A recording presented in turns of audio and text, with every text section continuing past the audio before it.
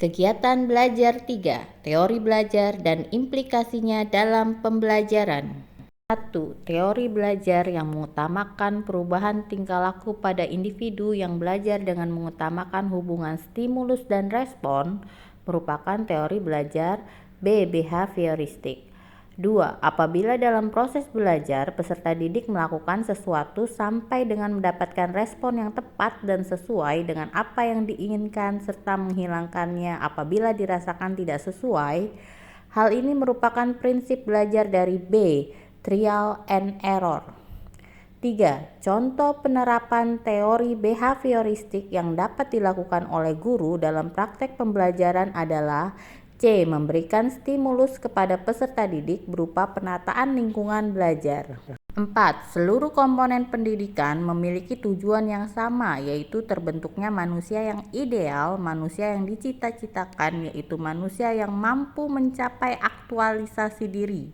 Pernyataan tersebut merupakan bagian dari teori dehumanistik. 5. Aliran ini lebih menekankan pada keaktifan siswa selama kegiatan belajar, aktif berpikir, menyusun konsep-konsep, serta memberi makna tentang hal-hal yang dipelajari, dan yang paling penting terwujudnya belajar adalah niat peserta didik itu sendiri.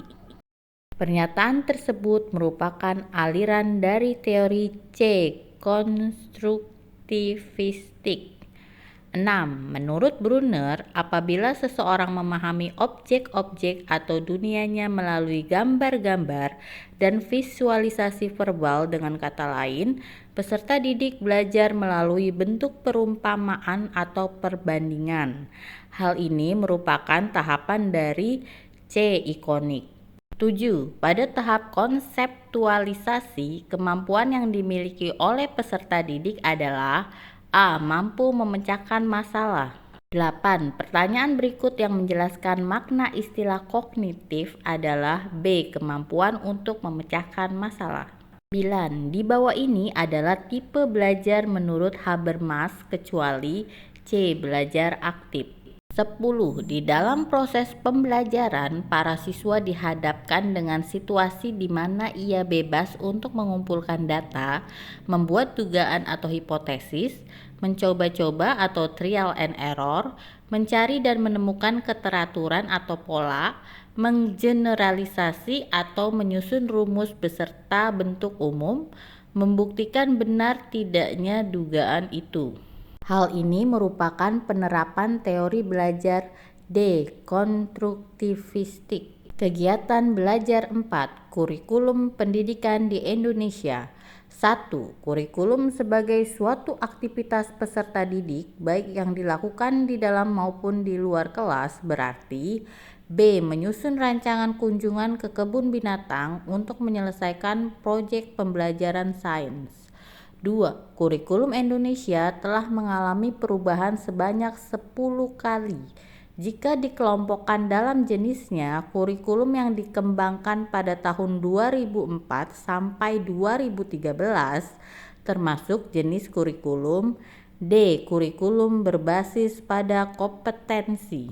3. Nilai-nilai kehidupan dan budaya dalam masyarakat senantiasa berkembang. Maka peran kurikulum tidak hanya mewariskan nilai dan budaya, melainkan juga berperan untuk menilai dan memilih nilai budaya serta pengetahuan baru yang akan diwariskan. Penjelasan tersebut merupakan B. Peran kritis dan evaluatif. 4. Di bawah ini merupakan kajian pokok implementasi kurikulum kecuali C. Pengembangan kurikulum. 5. Kurikulum bukan hanya dipandang sebagai seperangkat mata pelajaran dan silabus, namun juga harus dipandang sebagai A. Seperangkat alat pembelajaran yang harus disesuaikan dengan peserta didik. 6. Dalam pelaksanaan kurikulum 2013, peserta didik memerlukan berbagai macam sumber literasi untuk menunjang berbagai macam bacaan dan literasi. Namun, masih ada sekolah yang tidak memilikinya. Hal tersebut merupakan hambatan dari salah satu faktor B. Faktor sarana dan fasilitas.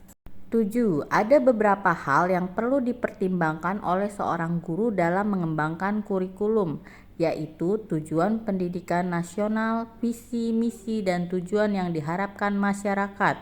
Hal ini berarti guru melakukan pembelajaran hanya disesuaikan dengan kebutuhan masyarakat setempat. 8. Menurut Friedman, perkembangan teknologi begitu cepat, namun manusia belum bisa mengimbangi percepatan perkembangan teknologi. Dalam pengembangan sebuah kurikulum, fenomena tersebut bisa diartikan dan digunakan untuk mengidentifikasi perkembangan teknologi, menyiapkan strategi antisipasi untuk mengejar ketertinggalan dalam beradaptasi dengan teknologi.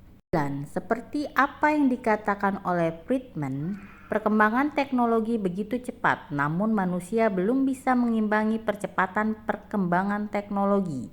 Sebagai seorang guru, maka yang harus dilakukan dalam rangka menyesuaikan dengan perkembangan teknologi adalah C. Mengintegrasikan teknologi ke ruang kelas dan memberikan penjelasan cara penggunaannya.